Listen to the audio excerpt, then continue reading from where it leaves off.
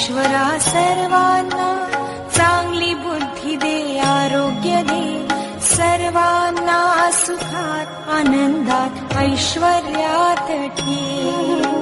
सर्वांचं भलं कर, कल्याण कर, रक्षण कर, आणि तुझे गोड नाम मुखात अखंड राहू दे.